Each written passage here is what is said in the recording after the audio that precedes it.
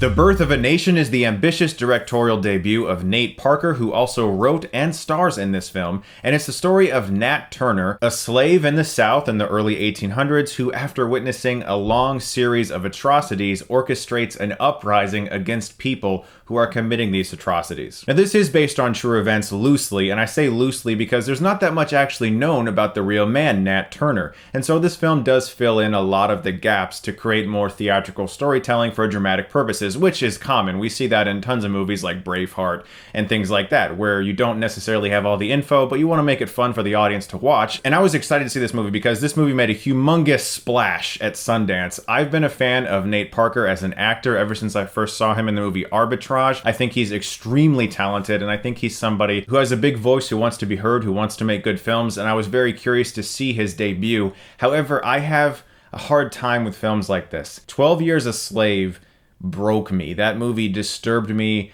on such a level that I've never watched it again. I have a really hard time with films like this because I loathe racism. It's something that I don't understand. It's something that I just simply can't relate to. And so when I see it in films like this portrayed so violently, I can really have a bad reaction to it. And so I was a little apprehensive about even going to this movie. Plus, there's a lot of media controversy surrounding this actor-director right now because of things that happened in the past. So I was like, do I even really want to see this movie? But I went to see it anyway because it's a film. And something that I've never had a hard time with is separating the art from the artist. And I think that's very important whenever a film critic is reviewing a movie. And that's hard to do in today's society because everyone wants to talk about everything. So it's hard sometimes to just hone in on the film, but I think I did a pretty good job. 12 Years a Slave, as I said, is a film that really impacted me emotionally. It left me broken. Physically, I felt slightly stomach sick after seeing that film. Oddly, this film did not give me that same reaction. Similar to 12 Years a Slave, horrifically violent and disgusting acts are committed against innocent people, and you feel for that time in history, and you are angry about it. But in 12 Years a Slave, I felt something.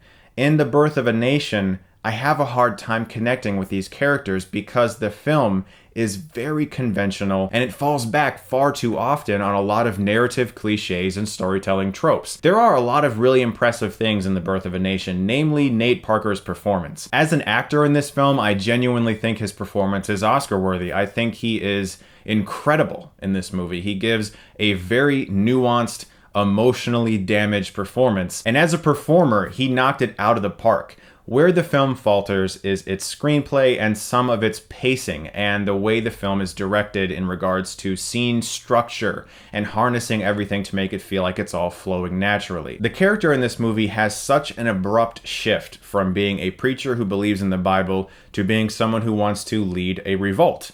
And a very violent revolt in which no mercy is given to anyone, men, women, children, it doesn't matter. It's very, very horrifically violent. And it's one of those things where you expect a little more time to be given to make this character shift so much, especially if they're already going to fill in so many gaps with fictionalized portrayals of events. Things happen so abruptly in this film. Armie Hammer portrays the leader of this plantation, and he's kind of a better person than the other people who are enslaving people. He's a little bit kinder. It seems like he has Nat Turner's back. And then one day he's just like, hey, bring that woman inside. She's gonna sleep with my guest here because I want my house to be famous again.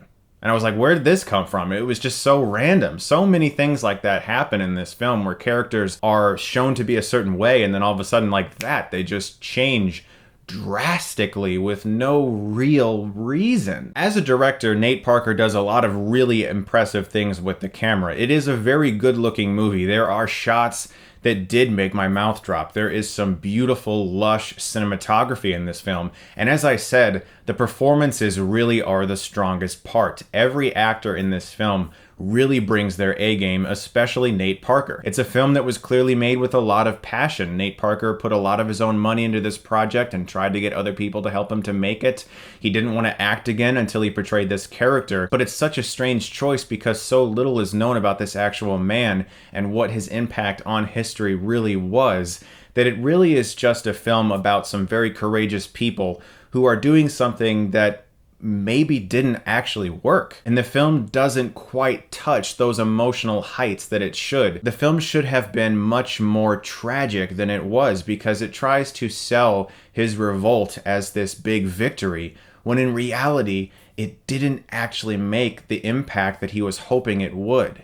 And if the film touched on those tragic events a little more, and the fact that that is just so horrifically sad that it didn't really work out the way he wanted it to, then I think this film would have been emotionally impactful in a much greater way. The thing that I appreciated the most about this movie from a storytelling perspective is its examination of the way man can take the Bible or religion and twist it to make their beliefs seem proper or correct. And that was something that I think should have been explored a lot more in this film, because he's forced to preach to slaves only specific verses that make it seem like slavery is a good thing. He's not allowed to read other verses that directly contradict that. And I wish the film had discussed that more, rather than falling back on so many cliches of this type of filmmaking. I think Nate Parker has made a very ambitious film, one that I think people should see at some point, but I don't really think it's as good as other films that are similar, like 12 Years a Slave. It didn't have that emotion. It didn't leave me feeling as shaken and disturbed and disgusted as 12 Years a Slave did, because I didn't have that connection with the characters in this film. The tonal shifts were just too abrupt in some of these characters and in the structure and pacing. There's also a lot of odd metaphorical imagery that didn't really work for me, but still, this is a very ambitious film that at some point I think people who appreciate filmmaking should check out. I'm going to give The Birth of a Nation a C+. Could have been a lot better, and I think it was far too overhyped at Sundance. I think this is, as I said, a film that deserves to be seen at some point, but it is not that next level classic that I was hoping it was going to be. Guys, thank you so much as always for watching. Again, sorry some of these reviews were late. I was on vacation. I actually went and saw this movie last night, and I was the only person in the theater. That was kind of cool. I had the whole place to myself, but I really needed to sleep on this movie because I did feel conflicted by it. Guys, thank you once again for watching, and if you like this, you can click right here and get Stuckmanized.